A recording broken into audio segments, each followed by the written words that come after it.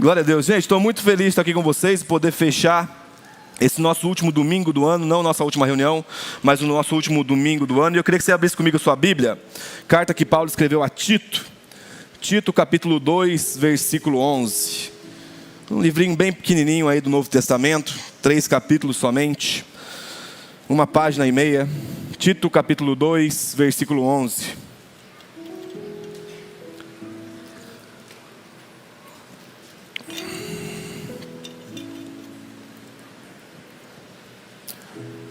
Tito, capítulo 2, versículo 11, a Bíblia diz: Porque a graça de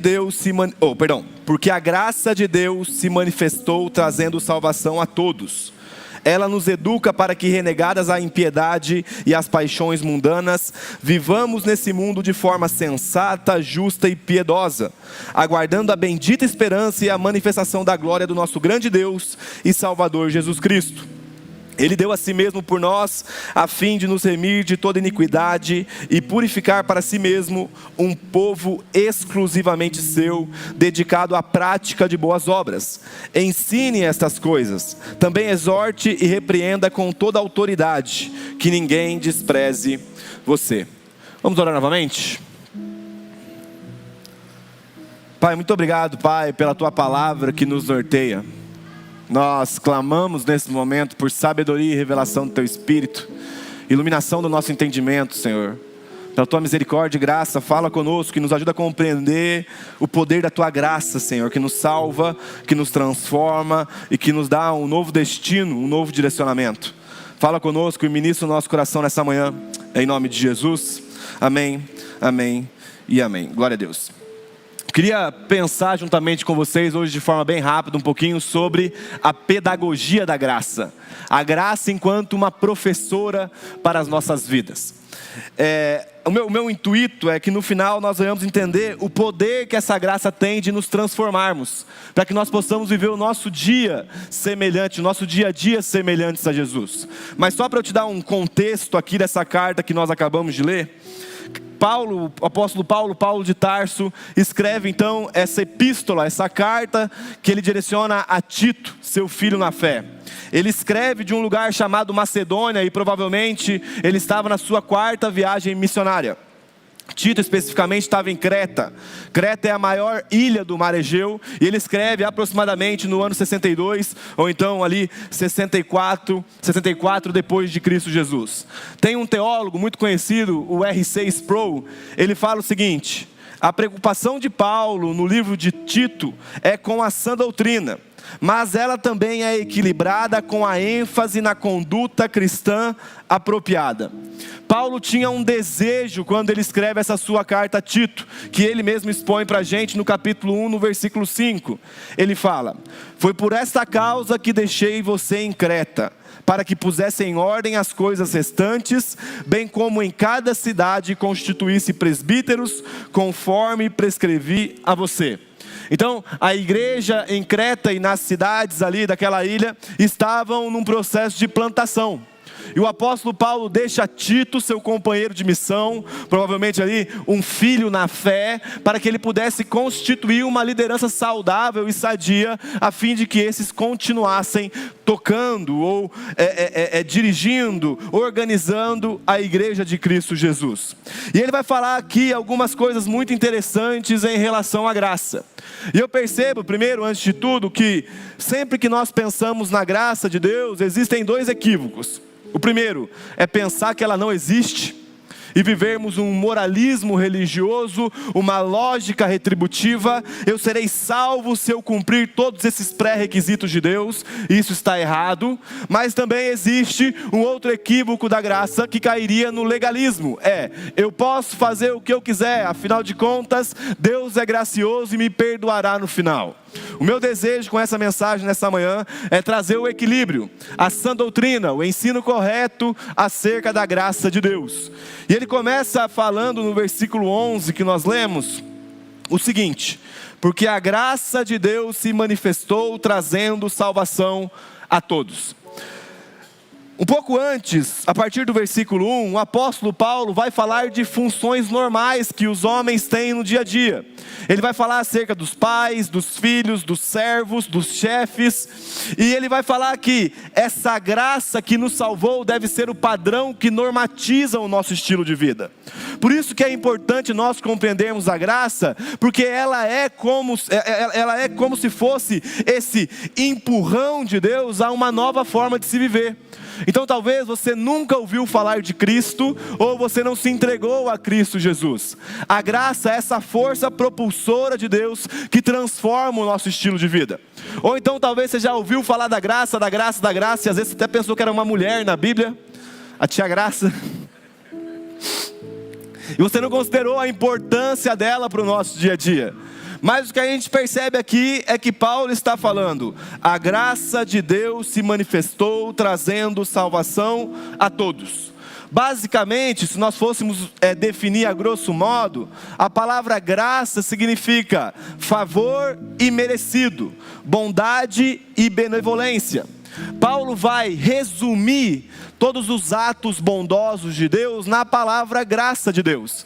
Então são os atos bondosos, os favores imerecidos que Deus derrama sobre a humanidade, mesmo nós não merecendo esse favor. Ele consegue com a sua bondade e benevolência nos transformar e nos abençoar no nosso dia a dia. Se nós não compreendermos a graça de Deus, será impossível, gente, nós sermos salvos. Porque o único caminho de salvação que existe para a humanidade foi manifestado pela graça de Deus em Cristo. Então, a compreensão da graça de Deus em Cristo é essencial para a fé e para o viver cristão. Ao ponto do apóstolo Paulo falar em Efésios capítulo 2, versículo 8. Pela graça vocês são salvos mediante a fé. E isto não vem de vocês, é dom, é presente de Deus. Isto é, não conseguimos nos salvar pela força do nosso braço, pela integridade do nosso coração, pela retidão da nossa justiça ou coisa semelhante. É a graça de Deus que nos salva, é o favor imerecido de Deus que nos salva. Gente, escuta o que eu vou te falar. Cristo, Ele não veio para a terra para nos dar um método de salvação. Então não é que Cristo chegou com um mapinha para você e falou assim, ó, se você seguir esse passo a passo, no final você receberá uma recompensa chamada salvação. Não. Cristo veio até nós com a sua salvação por meio da graça, para que a partir dessa salvação por meio da graça, nós possamos então desenvolver um novo estilo de vida. Então salvação foi colocada, eu não sei por qual motivo, no fim da nossa vida, e de fato em partes ela será, mas em suma, a vida cristã, a fé em Cristo começa com a entrada na porta chamada salvação. Então nós fomos salvos pela obra de Cristo Jesus. Escuta, fomos salvos pela obra de Cristo Jesus, que nos dá um novo estilo de vida, que nos dá uma nova forma de se viver. Por isso que o apóstolo Paulo falou, porque a graça de Deus se manifestou. E é legal que a palavra se manifestou aqui, essas duas palavras, não está dizendo que ela não existia antes. Deus, por meio da sua providência, ou então um outro termo teológico que nós poderíamos usar é a graça comum, já estava andando por toda a humanidade, cuidando da humanidade mesmo em meio aos seus pecados. A providência de Deus faz com que o nosso coração não chegue ao absoluto de maldade, deixando-nos ainda pior do que nós somos. Pelo contrário, a graça é essa cerca, é esse podar de Deus na nossa vida, para que de alguma forma nós venhamos tomar consciência de quão mal nós somos e reconheçamos esse favor que nós não merecemos.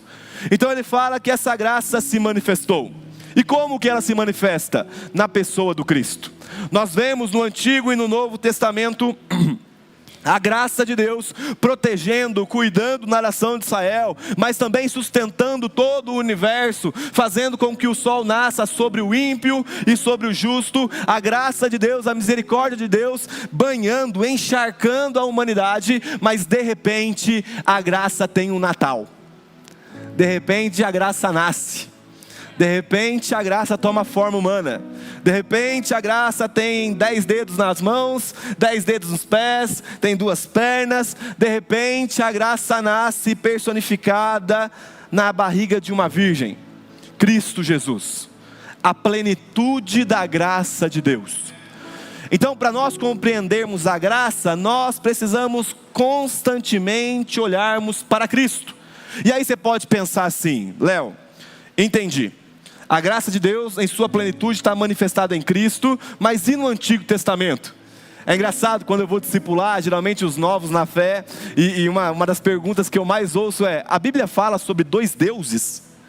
O Antigo Testamento, um Deus meio chucro, meio rude, meio bravão, e no Novo Testamento um Deus mais manso, mais tranquilo? Não, gente. O Deus do Antigo, do Novo Testamento é o Deus de toda a eternidade. Porém, nós precisamos compreender que Ele sempre foi gracioso com a humanidade. Todo o juízo de Deus decretado no Antigo Testamento tinha, como se o juízo fosse uma embalagem de um presente, e dentro dessa embalagem tinha um ponto da graça. Olha, se vocês não abandonarem os maus caminhos, eu trarei juízo sobre vocês. Escuta, existe uma prerrogativa, existe uma oportunidade. Abandonem os maus caminhos. Nossa, Deus está decretando juízo, sim, mas dentro do juízo de Deus existe o ponto de graça. Lembra do rei Ezequias? Aquele homem que recebeu a condenação do profeta, e a Bíblia fala que ele estava na cama, deitado na cama ali, e ele se vira para a parede e ele ora: Senhor, seja bondoso comigo. E quando o profeta chega até o rei Ezequias, ele chega com uma condenação. E aí a Bíblia fala que Deus acrescentou gratuitamente mais 15 anos de vida. Então o nosso Deus sempre foi um Deus gracioso. Que isso fique registrado dentro do coração de vocês. O nosso Deus sempre foi um Deus gracioso, ao ponto do salmista registrar no Salmo 145 o seguinte, 145:13: o Senhor é fiel em todas as suas promessas e é bondoso em tudo o que faz. Gente, eu vou repetir: o Senhor é fiel em todas as suas promessas e é bondoso em tudo o que faz. Desde Gênesis até Apocalipse, até por toda a eternidade, a bondade de Deus está evidenciada. O nosso Deus não é um Deus mau. O nosso Deus é um Deus bondoso que deseja que a humanidade seja salva. Ao ponto de o texto que nós estamos lendo, esse versículo especificamente, terminar falando, vou ler novamente inteiro, tá? Porque a graça de Deus se manifestou, Cristo se manifestou, trazendo salvação a todos. E geralmente quando nós olhamos esse texto aqui, nós podemos cair em um erro chamado universalismo. Deus quer salvar toda a humanidade, Deus salvará todo mundo. Atente-se para o texto específico, que todos ali não tem um aspecto quantitativo, não é todos de quantidade, é todos de qualidade. Então, independente do tipo de pessoa que você é, a graça de Deus manifestada em Cristo pode te encontrar. Ah, Léo, mas é que você não conhece minha família, cara. Minha família era assassino, adúltero, mentiroso, ladrão. Meu irmão, a graça de Deus se revelou trazendo salvação a todos. E de fato, e com muito carinho, o seu registro histórico e familiar não me importa. O que me importa é a graça de Deus que pode ser evidenciada na sua vida. Nesse aspecto, Deus pode salvar a todos os povos. Não significa que salvará todas as pessoas, porque ao mesmo ponto que o nosso Deus é um Deus bondoso, Ele é um Deus justo, e fará com que o pecado, a justiça do pecado, caia sobre aqueles que não se entregarem a Cristo Jesus. Então haverá uma condenação para aqueles que não estão em Cristo. Você está aqui hoje, está ouvindo a mensagem do Evangelho pela primeira vez, e talvez você nem teve família. Meu irmão, não importa, a graça de Deus se revelou salvadora a todos os povos, independente do seu histórico familiar, independente da sua origem, é Deus em Cristo que pode te salvar. Então talvez você ouviu, ou você fala consigo mesmo: eu não tenho mais jeito, eu não tenho, ou pior, né? O fulano de tal não tem mais jeito. Só que, meu irmão, um dia, eu não tive mais jeito. E a graça de Deus em Cristo me alcançou. Então a prova de que a graça de Deus em Cristo pode salvar qualquer um, é que Ele me salvou. E eu estou aqui como um exemplo, não de justiça própria, não de santidade estridente, evidente, gritante, porque eu sou falho, mas eu estou aqui porque isso prova que Deus é bondoso e gracioso para com todas as pessoas, inclusive com você. A graça de Deus está disponível a nós, ela está disponível para nos salvar, mas essa graça de Deus está disponível também para nos transformar. Então você lembra que eu comecei falando que essa bondade e não a força do nosso braço que nos dá salvação? No versículo 12 o apóstolo Paulo vai falar, ela, aí no caso a graça, a tia Graça, ela nos educa para que, renegadas a impiedade e as paixões mundanas, vivamos nesse mundo de forma sensata, justa e piedosa. Então, basicamente, além do aspecto salvífico, da graça nos salvar, ela traz consigo, essa salvação vem encarregada de uma transformação, de um novo ensino. Ou seja, a prática do novo ensino da graça é a evidência de que eu nasci de novo. Eu vou repetir, presta atenção. A prática desse novo ensino da graça é a evidência de que a graça está sendo uma agente de transformação dentro de mim. Uma nova forma de se viver deriva de uma nova semente plantada no nosso coração. Então as boas obras, a piedade, a sensatez e ser justo é fruto de uma graça que nos salva. É interessante como que o mundo em que a gente vive, nós fizemos uma separação enorme entre aquilo que a gente declara e entre aquilo que a gente vive. E sabe, a nossa verdadeira teologia, gente, é provada nos nossos atos e não nos nossos lábios. Não adianta a gente cantar, a gente gritar, chorar, a gente estudar diversos livros, não adianta a gente ler a Bíblia 60.000 vezes por ano, não, faça isso que essas coisas são boas sim, mas se o seu modo de viver não evidencia que Cristo está em você, não faz sentido. Você está se relacionando com uma ideia, ao ponto de Tiago declarar o seguinte, e agora eu queria trabalhar essa parte de forma bem leve. Tiago fala o seguinte, Tiago 4:4. Tiago capítulo 4, versículo 4. Vocês não sabem que a amizade do mundo é inimizade contra Deus? Aquele, pois, que quiser ser amigo do mundo, se torna inimigo de Deus. Eu vou repetir esse texto.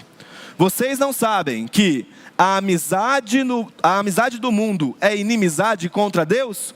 Aquele, pois, que quiser ser amigo do mundo, se torna inimigo de Deus. E quando nós lemos mundo aqui, você tem que entender que Paulo está falando sobre o cosmos. Cosmos basicamente é o sistema que governa esse mundo. Então sempre que a nossa vida é influenciada pela forma de se viver do mundo, nós estamos nos tornando inimigos de Deus. Porque a primeira coisa que a graça nos ensina é a renegar a impiedade e as paixões mundanas. Basicamente a palavra piedade seria devoção, impiedade, falta de devoção. Então a primeira coisa que a graça nos ensina é: abandone a sua falta de devoção e entregue a uma devoção completa a Deus. Faça com que o seu ambiente de intimidade com Deus seja algo prazeroso, seja algo essencial para a sua vida. Meu irmão, a eternidade será conhecer a Deus sem fim. A eternidade, falar impiedade. A eternidade será um conhecimento de Deus sem fim. Constantemente nós estaremos conhecendo e conhecendo e conhecendo e conhecendo. Se isso hoje não nos estimula, por que nós queremos ter uma eternidade ao lado dele? A graça, ela vai nos ensinar a abandonar, a deixar, a desprezar as paixões mundanas. E as paixões mundanas está muito bem evidenciada em Gálatas capítulo 5, versículo 19. Gálatas 5, 19. Aqui estão as obras da carne. A Bíblia diz: ora, as obras da carne são conhecidas e são... escuta ou leia isso aqui, pensando no sistema desse mundo. As obras da carne são conhecidas e são imoralidade sexual, impureza, libertinagem, idolatria, feitiçarias, inimizades, rixas, ciúmes, iras, discórdias, divisões, facções, invejas, bebedeiras, orgias e coisas semelhantes a estas. Declaro a vocês, como antes já os preveni, que os que praticam tais coisas não herdarão o reino do céu. Então o apóstolo Paulo está nos orientando em Gálatas também, que existem coisas que são pecado. E, gente, escuta, o sistema desse mundo pode ter relativizado o pecado. O sistema desse mundo pode falar que as coisas não são pecados, sendo que elas são de fato. Mas entre o sistema desse mundo e a verdade das Escrituras, eu sempre ficarei com a verdade das Escrituras. Porque a narrativa do mundo é interessante, né? A narrativa do mundo, e geralmente os psicólogos mais progressistas, os psicólogos muito influenciados por Hegel, Kant e essa mentalidade moderna, vai falar assim: você tem que se aceitar. Você tem que se aceitar. E aí, gente, eu falo a partir de alguém que logicamente também é pecador. Eu tenho muito problema com ira. Eu sou bravo, gente. Às vezes eu sou explosivo. Olha, egoísmo, vaidade, orgulho são coisas que eu luto diariamente na minha vida. Eu tenho problema com isso, eu tenho dificuldade com isso, eu peco, eu derrapo nisso. Mas eu posso confessar para vocês que eu me aceitei. Só que não somente eu me aceitei, como Cristo me aceitou de volta. E quando Cristo me aceita de volta, Ele é bom o bastante para me aceitar da forma que eu estou. Mas Ele é melhor ainda para não permitir que eu permaneça da forma que eu cheguei até Ele. Então eu me aceitar é ter consciência: eu sou um desgraçado, eu sou um mau, eu sou egoísta, eu sou idólatra, eu sou avarento. E Cristo olha para mim e fala: de fato, mas eu sou gracioso, e essa minha graça pode te transformar. A minha aceitabilidade de mim mesmo só é válida se eu também aceito a aceitabilidade de Cristo, que é capaz de me transformar. Por isso que vai falar que nós precisamos renegar as impiedades e as paixões mundanas. A graça de Deus nos ensina a renunciar à velha vida e a viver uma nova vida. Então, meu irmão, eu não estou falando de tropeço. Nós às vezes estamos andando e damos uma tropeçada ali. Não deveria, mas a gente tropeça. Estou falando de derrape. Eu estou falando de pecado consciente. Você sabe que a Bíblia está condenando isso. Você continua nessa prática. E sabe, todas as vezes que a gente peca, gente, a nossa busca ao pecado é uma busca por satisfação. Nós desejamos sermos satisfeitos de alguma forma. Só que sabe o que é o problema? Toda vez que você peca, você precisa continuar pecando para que você tenha uma pseudo satisfação, uma falsa satisfação. Porque se fosse satisfação de fato, você não precisaria voltar ao pecado. De que forma nós saciamos esses nossos anseios? Em Cristo. A santidade, gente, não é um regime um regime daqueles exércitos, governo muito... não é um regime de ditadura. Não. Santidade é fruto de nós estarmos satisfeitos em Deus. Então imagina você entrar no seu quarto, e aí o termo que Jesus usa é fechar a sua porta, e você estar se satisfazendo completamente em Deus. Ao ponto de você que tinha dificuldade com pornografia, olhar para a pornografia e falar: esse prazer não se compara com o prazer que eu posso ter em Deus. Você que tinha dificuldade com mentira, olha e fala: cara, como é que eu vou cair nisso daqui se a verdade me ama? Você que tem dificuldade com roubo e percebe que tudo foi te dado e foi te dado gratuitamente, que agora você não precisa fazer mais isso. E aí você pode pensar, pô, Léo, mas eu não sou ladrão. Deixa eu te contar uma história. Nem tá aqui no esboço, mas rapidamente. Agostinho de Hipona, eu sempre cito ele, eu gosto muito dele, Santo Agostinho. Ele conta no seu livro chamado Confissões, que quando ele era criança, mais ou menos 13 anos de idade ali, já chegando à adolescência, juventude ali, ele viu um pé de manga. E aí ele viu o pé de manga dentro do muro do vizinho. E ele fala que ele foi lá e roubou a manga. Mas não porque ele estava com vontade de comer a manga, mas ele tinha o desejo de fazer algo escondido que era errado. E esses somos nós, gente. Às vezes a gente peca, nem pelo pecado em si, mas só pela satisfação de fazer algo errado. E esse é um problema, porque se nós fomos alcançados pela graça, a graça nos deu uma nova forma de viver. E essa nova forma de viver é infinitamente superior e prazerosa em Deus. E é nele que nós nos satisfazemos. A santidade será uma resposta à nossa satisfação em Deus. Então, quanto mais eu estou satisfeito em Cristo, mais eu vivo santidade. Porque se eu estou me relacionando com alguém que é santo, santo, santo, o fruto desse relacionamento não tem como ser diferente.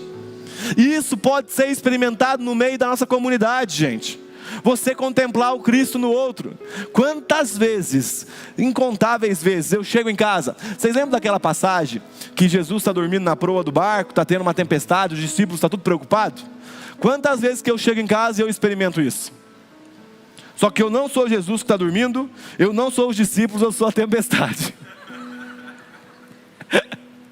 Eu chego em casa, começo a afetar ali os discípulos de Cristo que moram comigo.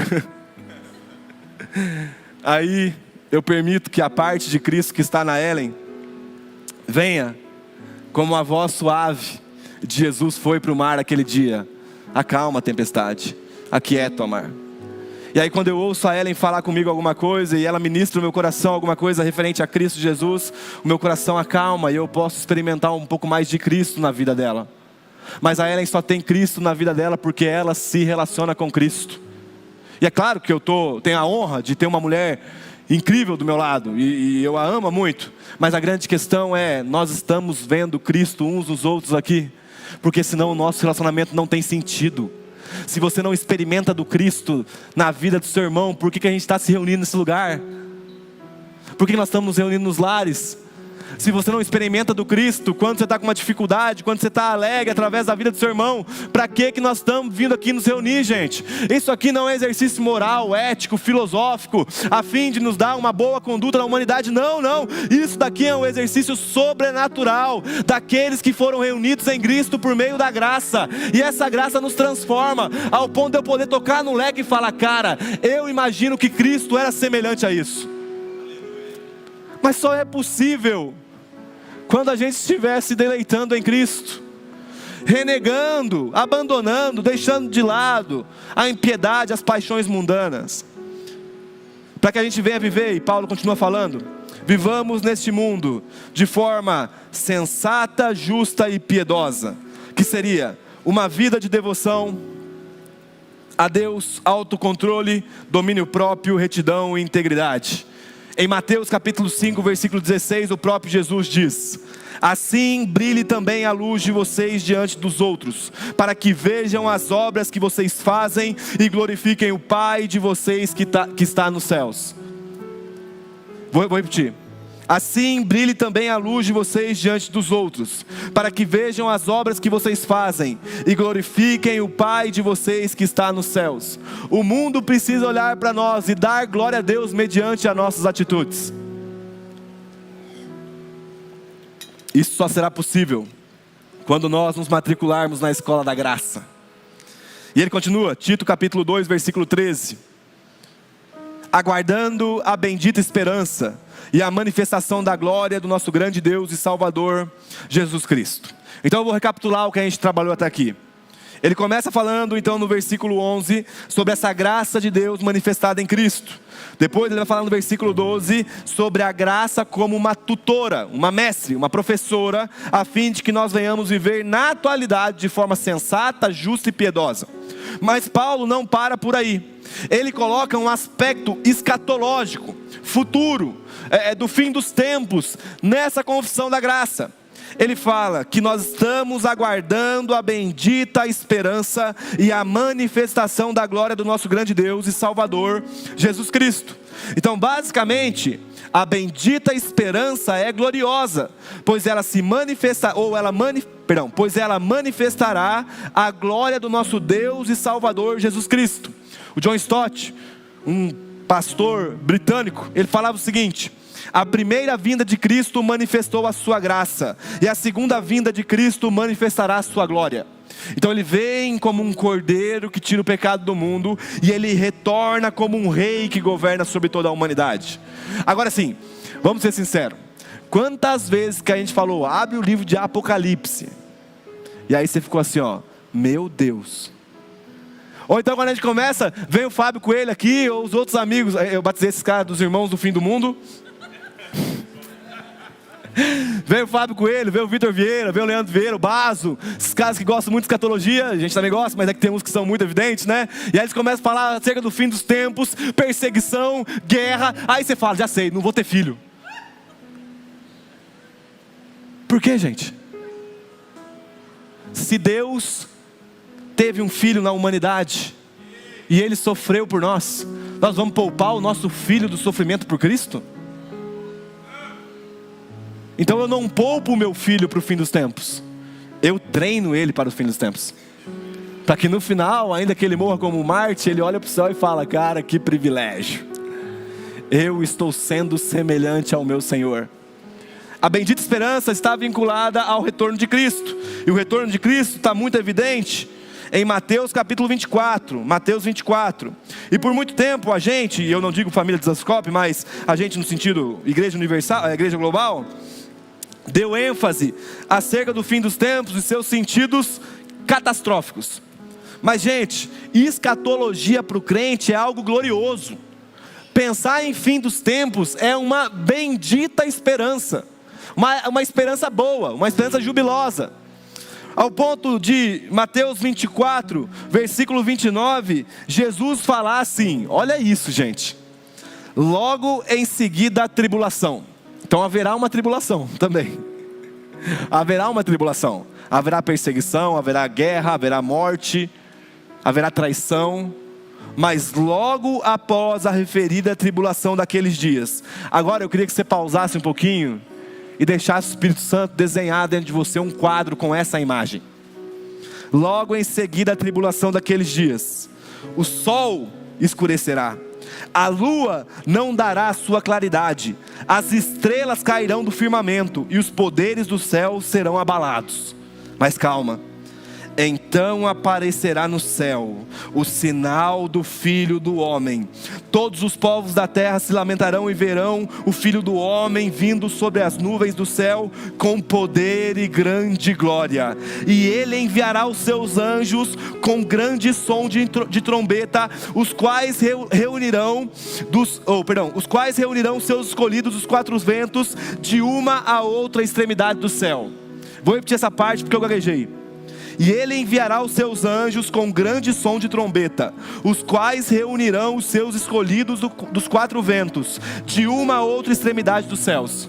Gente, nós vamos ter um Uber, os anjos. Vocês já imaginaram isso? Não importa onde você está, se você está aqui, está no Reino Unido, se você está na África, não importa, o Senhor enviará os seus anjos para nos reunir, e nós nos encontraremos com todos os crentes da face da terra, e encontraremos com Ele nos ares. Então imagina o espetáculo da glória de Deus sendo manifestada no fim dos tempos. Então, pelo amor de Deus, não tema, almeje o fim dos tempos. que essa bendita esperança queime dentro do nosso coração, porque a bendita esperança será consumada sim quando o Senhor retornar e começar o estabelecimento do seu reino. Mas também em Apocalipse 19 nós temos a conclusão dessa obra. E Apocalipse, João escreve: vi o céu aberto, e eis um cavalo branco, o seu cavaleiro se chama Fiel e Verdadeiro, e julga e combate com justiça. Os seus olhos são como chama de fogo, na sua cabeça há muitos diademas, tem um nome escrito que ninguém conhece, a não ser ele mesmo. Está vestido com um manto encharcado de sangue, e o seu nome é Verbo de Deus, a palavra de Deus. Os exércitos dos céus o seguiam, montados em cavalos brancos e vestidos de linho finíssimo, branco e puro. Da sua boca sai uma espada afiada, para com ela ferir as nações. Ele mesmo as regerá com cetro de ferro, e ele mesmo é o que pisa o lagar do vinho do furor da ira do Deus Todo-Poderoso. No seu manto e na sua coxa está escrito um nome: Rei dos Reis e Senhor dos Senhores.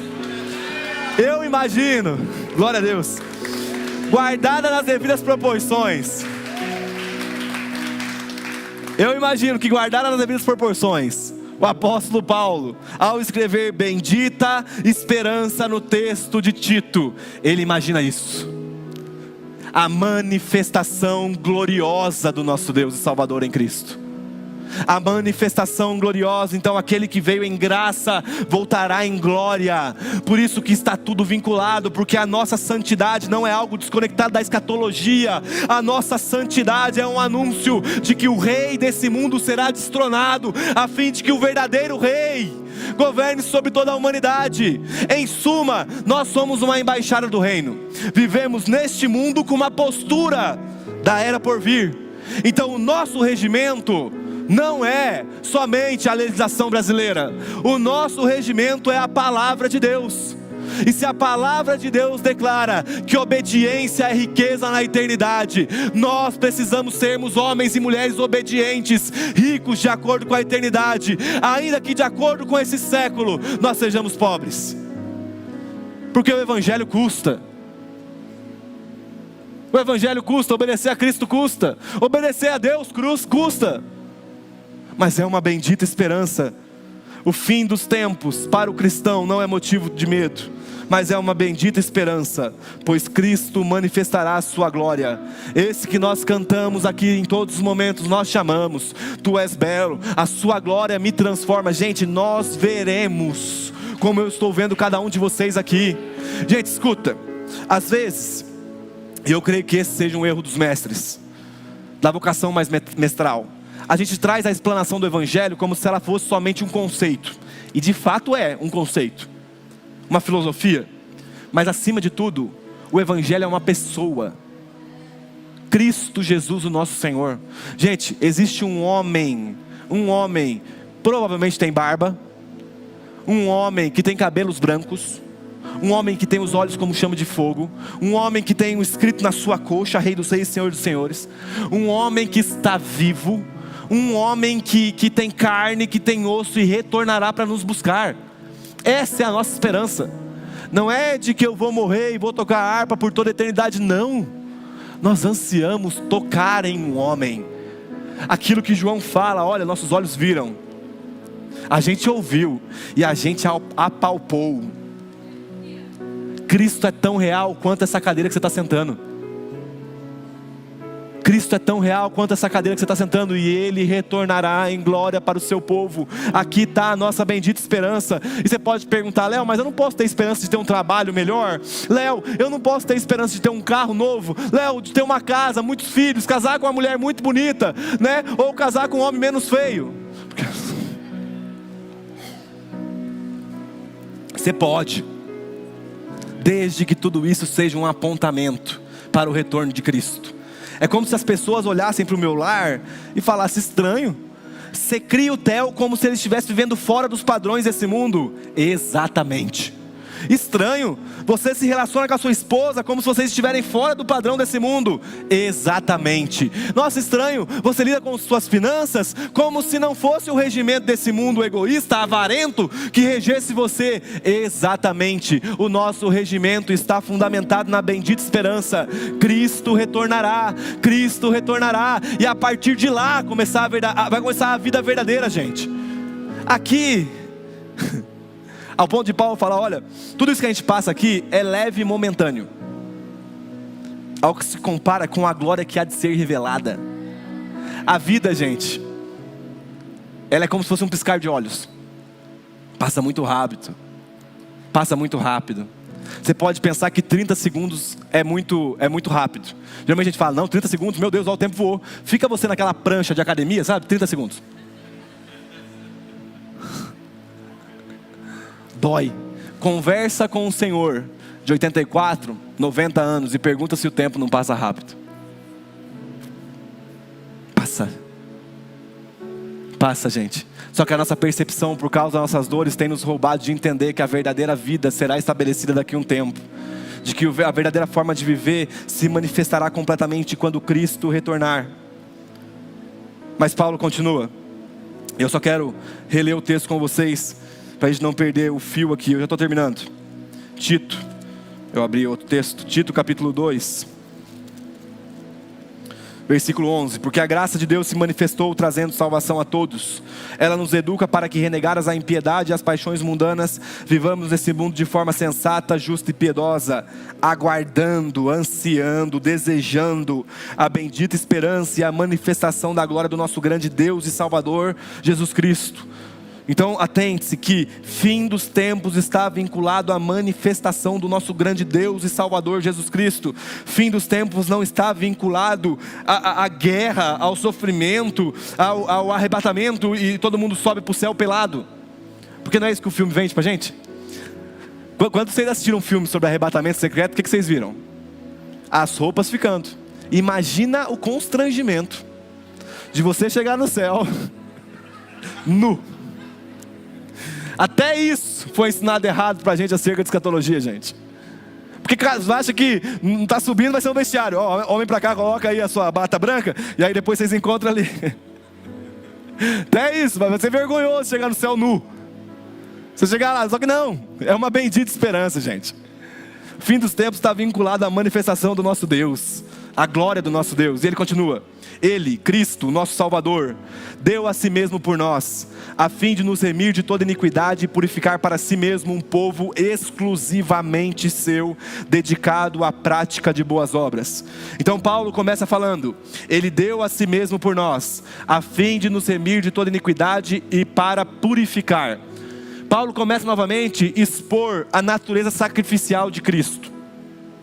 Então ele se deu por nós, para se tornar um exemplo para nós. Quando Cristo se dá por nós, ele se dá para nos remir, basicamente para pagar a conta, a grosso modo, para tirar de nós toda iniquidade, que seria resgatar da escravidão do pecado, livrar-nos da corrente da escravidão da iniquidade. Então, gente, hoje nós não somos mais escravos do pecado, nós temos a opção de não pecar por meio de Cristo Jesus. Ah, é que eu não consigo vencer isso. Consegue, cara. Porque a vitória não está naquilo que você faz, mas no fato de Cristo ter outorgado sobre você a vitória dele. Então você pode vencer porque Cristo venceu por você. É tudo sobre Cristo, gente. A vida cristã é sobre Cristo, a palavra é sobre Cristo, o louvor é sobre Cristo. Não é sobre nós. Não é sobre nós estarmos entronizados no centro como homens fortes e mulheres destemidas. Não. É sobre nós, desgraçados, miseráveis, entregues e vendidos ao pecado, sendo salvos por um Deus que é gracioso e glorioso, e que nos outorga uma nova identidade, de filhos amados, de santos, de filhos do amor do Pai. Paulo continua, para purificar para si mesmo um povo exclusivamente seu, dedicada à prática de boas obras. Então, sempre que você for ler a sua Bíblia, uma dica de interpretação bíblica aí é: perceba a estrutura textual. Paulo sempre coloca um texto visando a conexão com o verso, a linha de baixo. E ele colocou para a gente basicamente que que Cristo deu a si mesmo por nós, para nos remir de toda iniquidade. Depois ele fala que ele purificou a gente para si mesmo. Então somos propriedade exclusiva de Deus, de Cristo, dedicado à prática de boas obras. Basicamente, a estrutura textual é totalmente intencional. Paulo está dizendo que o amor de Cristo é um amor doador, sacrificial. Somos salvos pela graça de Cristo. Logo, se esse amor nos alcançou e nos transformou, é natural nos tornarmos como Ele, homens e mulheres que zelam pelo cuidado do próximo e pela prática das boas obras. Gente,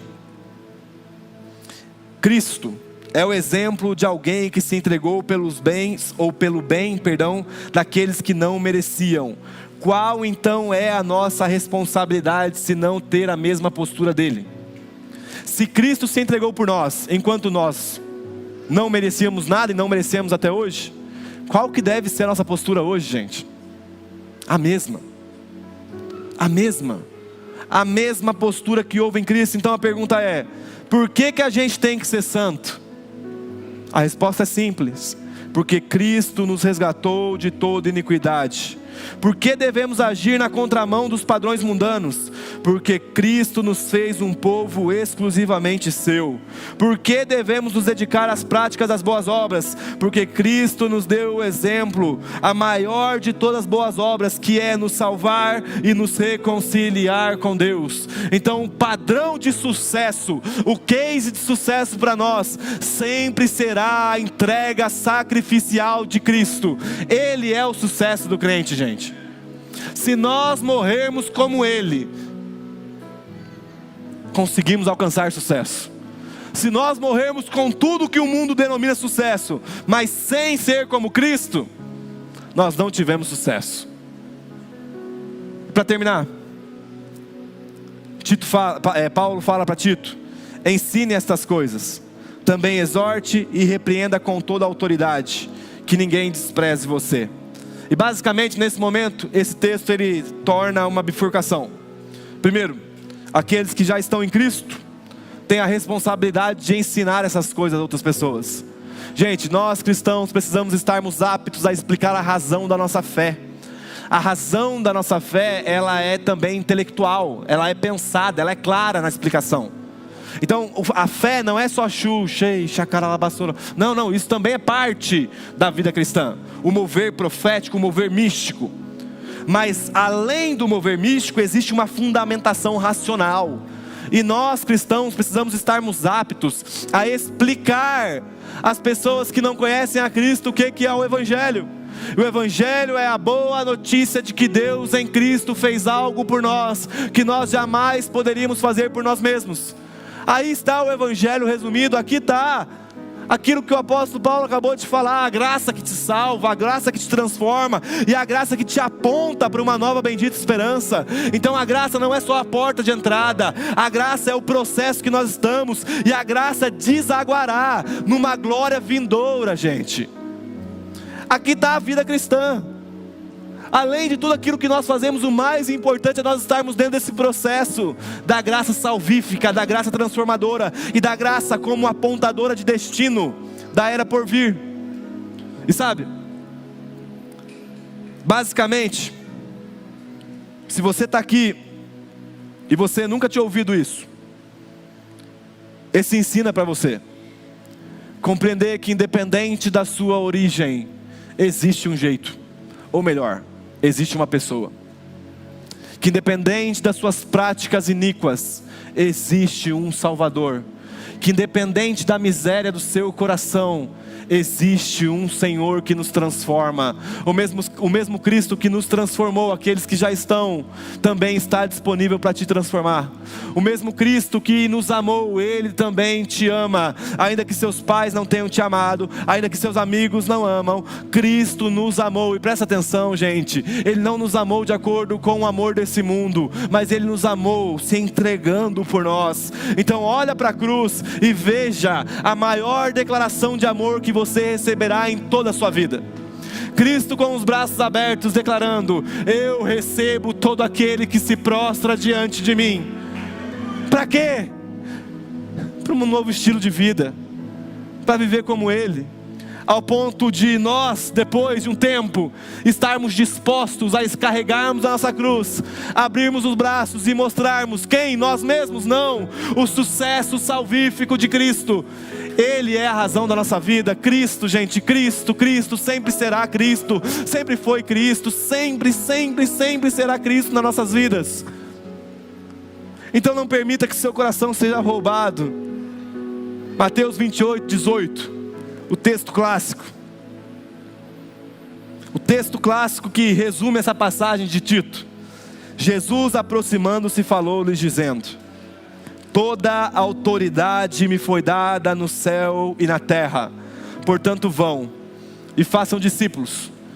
Discípulos do Douglas, do Léo, da Val, do Arthur, não. Discípulos de Cristo. Batizando-os em nome do Pai, do Filho e do Espírito Santo, ensinando-os a guardar todas as coisas que tenho ordenado a vocês, e eis que eu estou com vocês todos os dias, até o fim dos tempos. Não haverá abandono. Nós sempre temos um amigo fiel ao nosso lado, para proclamar o Evangelho e para receber o Evangelho. E essa é a narrativa. D.A. Carson vai falar que essa passagem mostra que a graça de Deus é salvadora e o sofrimento redentor de Jesus Cristo estão direcionados ao propósito de viver piedoso e das boas obras para o povo redimido. Em outras palavras, se você crê nisso que eu acabei de pregar, o Evangelho de Deus manifestado em Cristo, permita que os seus atos demonstrem isso. Que no ano que vem, 2024, a gente estabeleça uma meta. E eu tomo emprestar as palavras do Douglas: ser como Cristo. A sua esposa olhar para você e falar: nossa, amor, você está mais manso, você está mais amável, você está mais respeitoso. Nós, maridos, cada um olhando para sua esposa e falar: nossa, amor, como que você está leve, como que você está cuidadosa, como que você está atenta. Nós que somos filhos, ouvirmos os nossos pais: como você está obediente, como você tem me honrado nesses dias. Vocês que namoram, como vocês têm sido santos em guardar o prazer para o momento certo. Vocês que são casados, como tem sido bela o guardar da aliança de vocês uns com os outros, não permitindo que o padrão desse mundo nos roube. Você que é solteiro, como tem sido belo a sua forma íntegra de se portar com o sexo oposto e com os outros. Por quê? Quer casado, quer solteiro, quer filho, quer pai, quer mãe, quer o que seja, é Cristo em nós. É Cristo em nós. É Cristo em nós, é Cristo em nós. É o mundo olhando para nós e falando: eu vejo Cristo em vocês, eu vejo Cristo em vocês, eu vejo Cristo em vocês. Que essa seja a nossa meta para o ano que vem. Fica de pé no seu lugar.